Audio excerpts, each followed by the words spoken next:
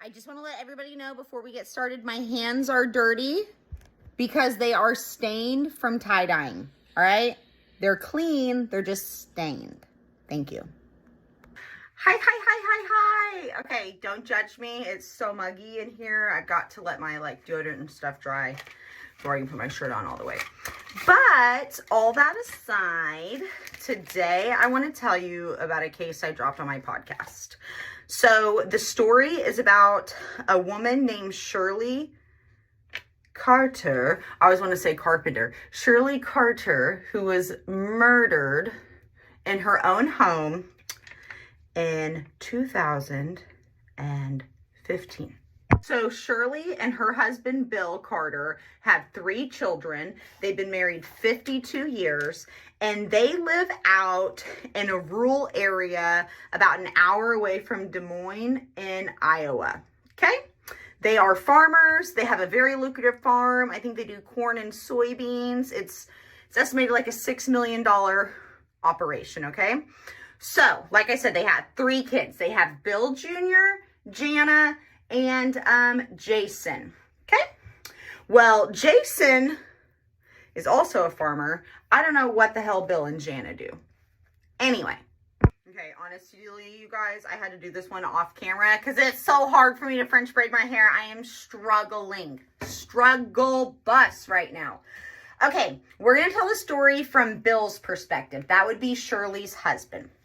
So the day that his wife was murdered, he said that him and Shirley did their regular morning routine. They went and they got coffee together, and then he dropped her off back at their farmhouse at about 9:30. From there, he went on to do his load of corn. I'm not exactly sure what that means. I'm assuming you load up all your corn and you're going to drive it somewhere. So he says that he goes to do his first haul of corn, and that is where he saw his son, Jason. Okay, so Jason, what's going on here? Jason is also a farmer. So seeing his son while they're doing their first, loads of hauls of corn or whatever is not that uncommon. They don't farm together, even though Jason's always really wanted to. Shirley says no, but they see each other a lot. Their farms are relatively close to each other. This is a tight-knit family, so they're happy to see each other. They say hi, they do their thing, and then Jason goes off after his first haul of corn, and Bill stays behind to do a second haul. Maybe Jason didn't have a second haul because apparently his farm was not doing as good as his dad's farm. Now, let's switch. So Jason says from there he went to the trucking cargo station, which is almost an hour from his parents' house. And after that, he drives back and he stops by to see his mom because she lives, like I said, they're all relatively close to each other. They have farms. It's not uncommon for them to stop in and say hi to each other. Well, when he gets to his mom's, it's about noon, and he finds her dead on her kitchen floor with 2 gunshot wounds straight into her chest. Not a pretty sight. She's already dead when he gets there. So he calls his sister, tells her he found his mom dead, that she needs to call dad, and he's going to call 911. So he gets off the phone, he calls 911, and he's a freaking blubbery ass mess on the phone, you guys. In fact, police, like they are, were super suspicious because he was so emotional. I hate to dissect somebody's 911 call when they find their dead mom on the floor. I mean, honestly, everybody reacts to things differently. So I just find it kind of tacky to do that. Wow. Oh, my arms are getting really tired from trying to French braid my hair. Okay. So he calls 911 and he's a big blubbery mess, and he says some really weird things on a 911 phone call. Like, for instance, he tells police, she's been lying here for 2 hours. Interesting. And then he also says it looked like it'd been robbed, the house had. And when police get there, Jason has actually taken it upon himself to kind of scout out the crime scene and point out, like, There was a bullet hole in the wall, in the refrigerator. The house looked like it had been robbed. He's just doing the most. He's doing too much, okay? Police get there. Shirley is in fact dead upon their arrival. She's been shot 2 times in the chest. On the 911 call, Jason had also said, there's blood everywhere. So they're expecting a bloodbath, right? No, not at all. There's not blood everywhere. There's a small pool of blood forming under her, but that's it. So police are like, all right, we need to tape all this off. We need to have a look around. We need to talk to everybody. And Jason said to them, the house looks like she's been robbed. Something's going on. They're like, okay. So they take a look around to see if, in fact, Shirley and Bill had been robbed. Now, the house was ransacked, okay? But they were not, in fact, robbed. It was a staged robbery because in the couple's master bedroom, all their drawers had been pulled out as if someone was, like, carefully scouring through them, but nothing was ransacked or missing. She still had $1,700 in cash in an envelope in her drawer. And then in her wallet, she had over $140, all her credit cards. Basically, nothing in the house was missing except for the couple, Bill and Shirley's bolt action rifle from their gun safe. Everything else was there. And it just so happened that the caliber gun that was missing was the same caliber that was used in Shirley's murder. And for whatever reason, police were immediately super suspicious of Jason. In fact, they decided to go ahead and search Jason's vehicle for any signs of blood or a murder weapon or anything pertaining to the murder. And what they find in his truck is a burner cell phone. But it's not what you think. He's having an affair, okay? So for whatever reason, police decide, oh my God, Jason's a liar and a cheater. He's the kind of person who would have an affair. We've got to bring him and his wife in here for questioning. So they go pick up Jason and his wife, who agreed to ride in the back of the police car to the police station for questioning. Mind you, I just want to insert a little side note. As guilty as investigators thought Jason was, nobody thought to collect his clothes or do a gunshot residue test on him for 10 days. Right? So anyway, police bring Jason and Shirley, that's Jason's wife, into the police station. They put them in separate interrogation rooms, and that's when they tell Shirley, did you know your husband's cheating on you? And she had no idea. This like rocked her world. I think investigators were thinking, okay, if Shirley has any information about Jason committing this murder, when she finds out he's having an affair, she'll crack. She will just bust open with the truth. However, Shirley was like, oh my God, I was so hurt and heartbroken that Jason had an affair, but I knew that he didn't kill his mom. Like, I in no way, shape, or form was going to form an alliance with the police that he had killed his mom just because I was upset about the affair. So, meanwhile, in Jason's interview room, he agrees to do a polygraph test in which he fails because when they ask him if he knows who did this murder, he says no. And that's the question that they said was indicating he was lying. He was lying. So he's like, no, dude, I swear I did not kill my mom. And police keep talking to him. And they ask him if he was aware that there was a gun missing from the gun safe in Shirley and Bob's home and if he knows who took it. And he's like, I didn't even know they had a gun safe. So right around this time in the interview, they hadn't got very far at all when Shirley called him on her cell phone from the other interrogation room, was like, quit talking, we're going to go. He's like, okay, I got to go, guys. And they quit talking to police. As much as investigators want it to be Jason, they can't prove it's him. There's literally no forensic evidence in this case. There's no gunshot residue on anything. There's no fingerprints, nothing. Nothing. So Bill, though, Jason's dad, and his siblings find out about about Jason having an affair. And it's really weird, but for some reason, they were so shocked and taken back that Jason could possibly have had an affair that they think for some reason they were so shocked and taken back that Jason could possibly have had an affair that they think he might have actually done this. Yeah, that was like what made them think, you know what? That motherfucker could have killed our mom because he is a cheater. He is a cheater.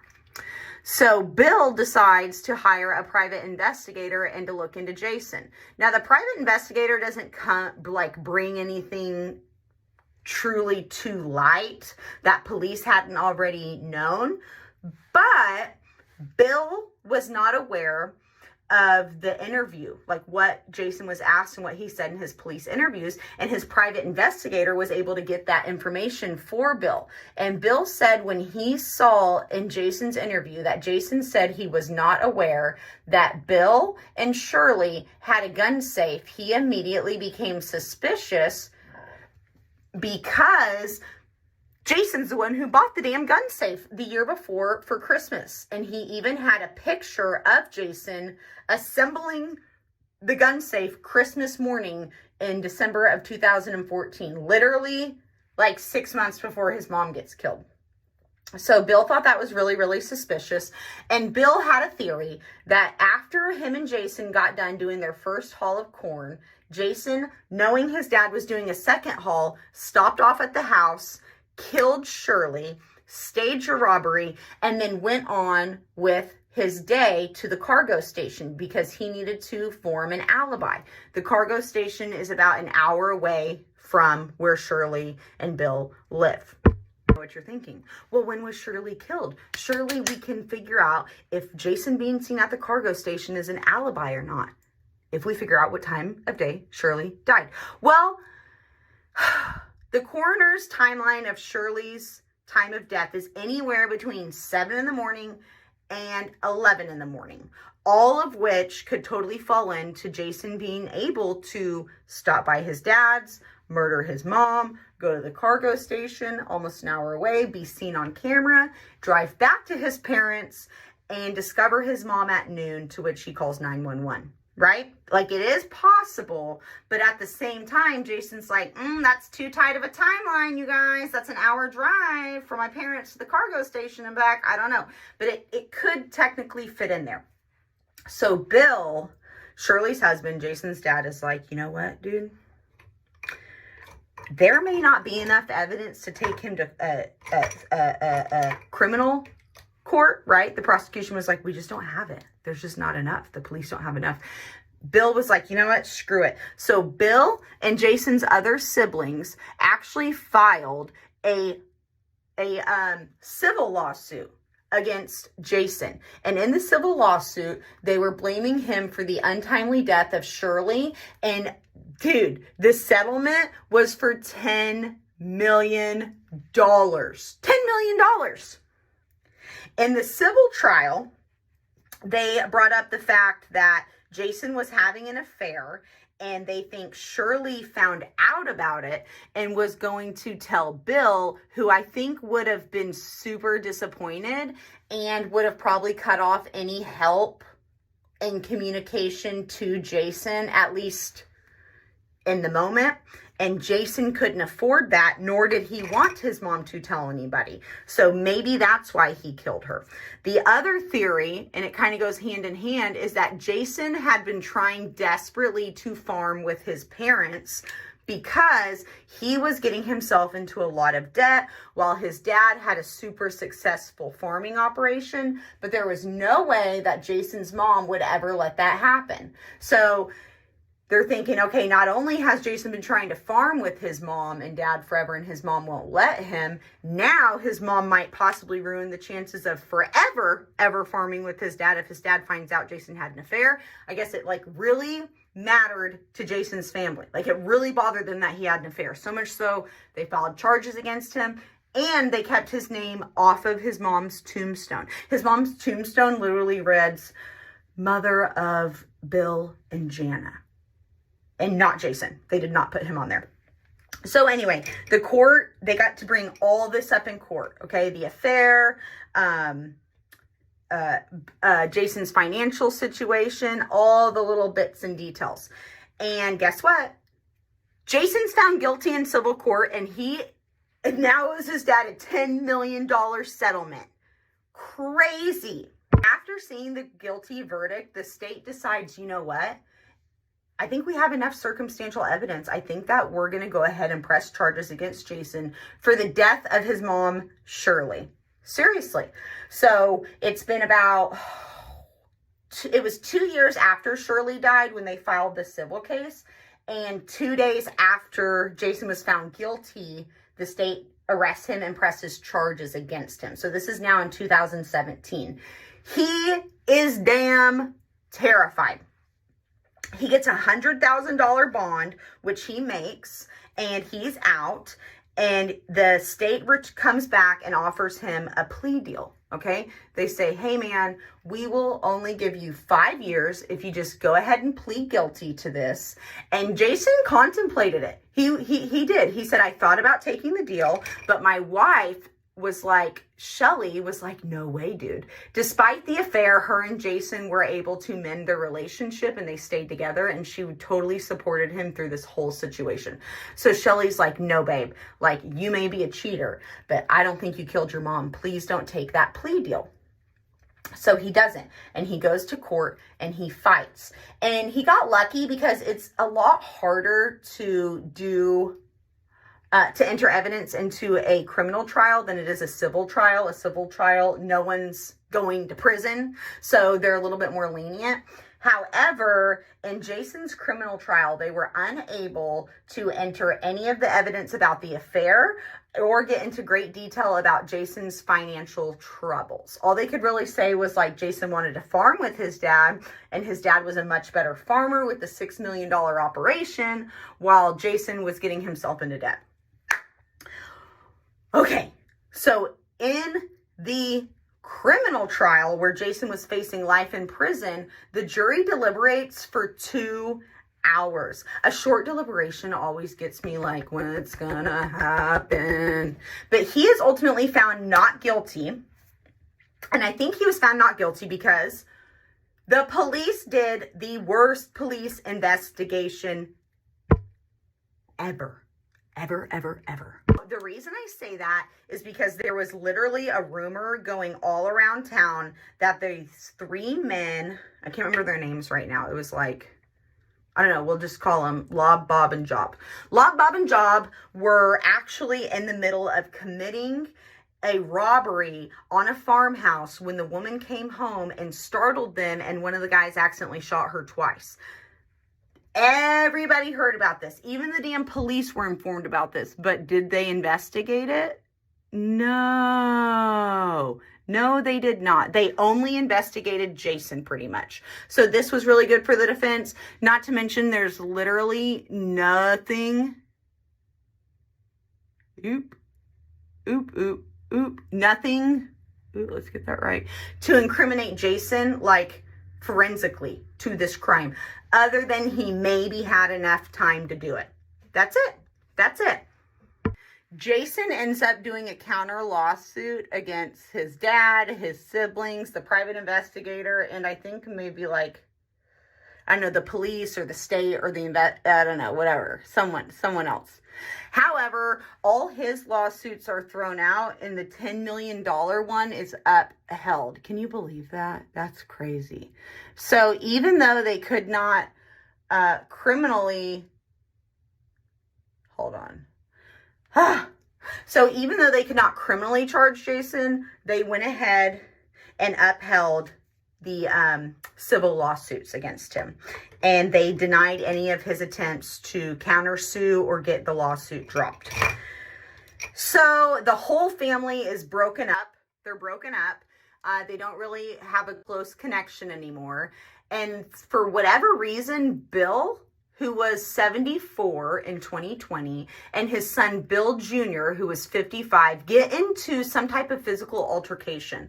So from what I understand, they were arguing with each other at Bill Sr.'s house, and then Bill Jr. took off on foot to which Bill followed him in his truck and pulled it over and got out and continued the argument. And Bill Jr. got so upset that he actually pushed his dad down and kicked him twice in the head. And the only comment I can really find about it is Bill Jr. was like, they're broken up. They don't really have a close connection anymore. And for whatever reason, Bill, who was 74 in 2020, and his son Bill Jr., who was 55, get into some type of physical altercation. So from what I understand, they were arguing with each other at Bill Sr.'s house, and then Bill Jr. took off on foot, to which Bill followed him in his truck and pulled it over and got out and continued the argument. And Bill Jr. got so upset that he actually pushed his dad down and kicked him twice in the head. And the only comment I can really find about it is Bill Jr. was like, I was mad. I was mad at him.